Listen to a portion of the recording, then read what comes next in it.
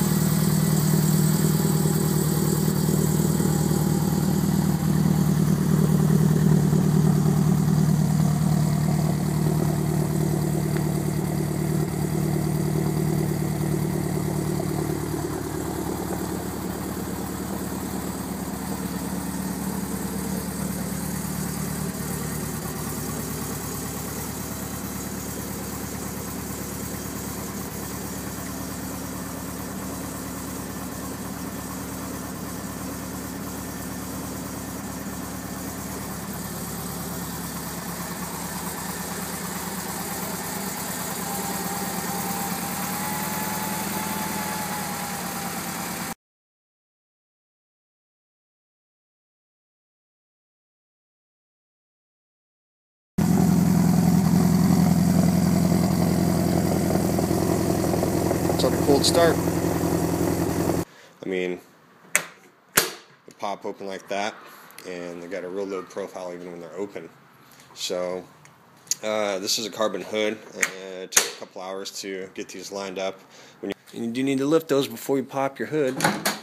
So from the top, they actually sit nice and flush, and once they're in there, they're in.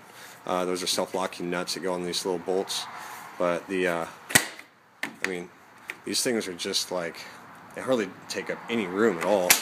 The pins are great. They're really, really beefy, and they're really long. They're about, I'd say, 5-6 inches. So, So, no more problems. No matter how fast they go, that hood is not going anywhere.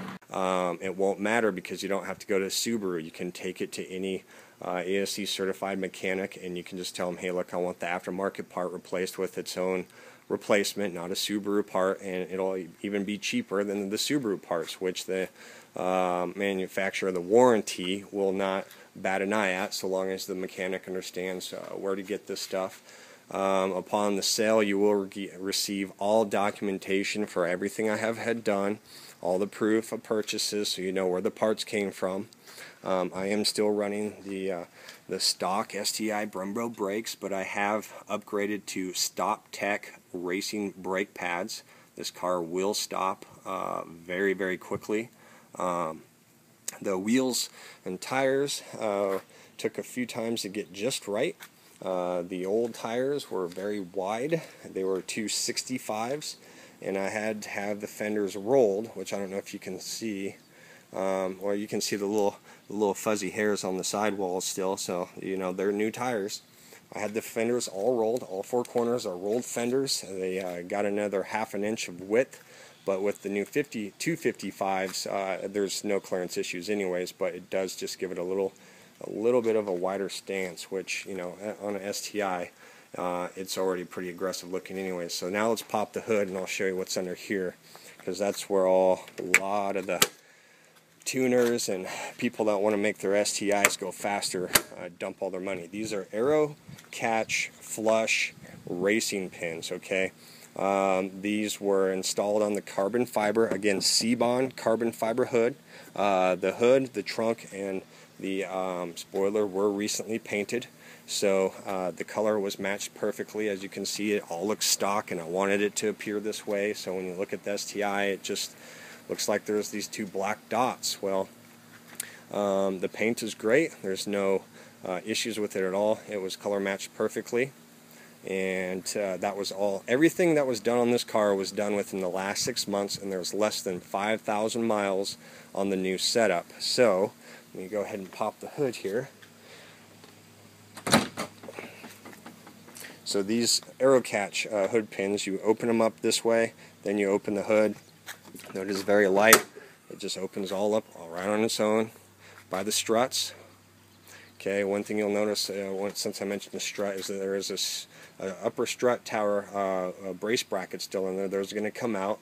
Those will go with the Cusco upper strut bar. that does not clear the aftermarket AMR top mount intercooler, but you can sell it for probably 50 or 75 bucks. That will come with the car. You can see the AMR logo still in there. I ghosted it. It was nice and bright and white, but through the hood scoop, you could see it too visibly, and I didn't want to attract any unnecessary attention, so painted that black, and it works great. Again, I do have documentation for everything I will have listed on this video. This is a Mishimoto 2-core radiator with the Mishimoto hoses. There are the Gates blue racing belts and timing belt. There's the light and fly crank pulley. It's actually like 4 pounds lighter than stock. There's the AMR unequal length headers. There's an AMR top mount intercooler. There is the AMR CXR 500, which was upgraded. This is a $2,000 turbo, brand new. It was upgraded to the SLR 500, which means it has the 10.5 centimeter exhaust housing and the SLR 15 fin wheel. This is a 400 plus wheel horsepower turbo, and I'm right around 410 wheel horsepower daily driver safely. The fuel system to handle this was an aftermarket system. These are all stainless steel braided lines with AE fittings, perfectly fit, no leaks. These are 1300 cc injectors with an aftermarket fuel rail, no leaks, very solid, very effective. The setup that I have right now, like I said, is 410 horsepower, but the motor was built to handle over 600 wheel horsepower. The bottom end, and I do have verification of all this and proof, the bottom end was built by Surgeline Cobb in Portland. That is a racing bottom end STI 2.5 engine. It was outfitted with very strong forged Wiseco pistons. It has the Manly Tough H-beam rods or I-beam rods, one of those two. I'd have to look to verify. And it has a brand new steel billet crank.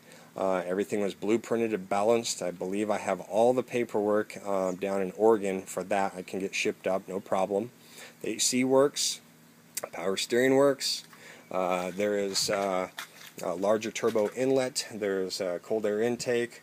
There's the Omni 4-bar MAF sensor or MAP sensor. There's a go fast bit, dual circulating blow-off valve. It is to open atmosphere right now, but all you have to do is rotate the top and you can recirculate it back into the intake, but I have it plumbed off. I don't know if you'll be able to see it down there, but I have it plugged up so that it does not recirc into the intake.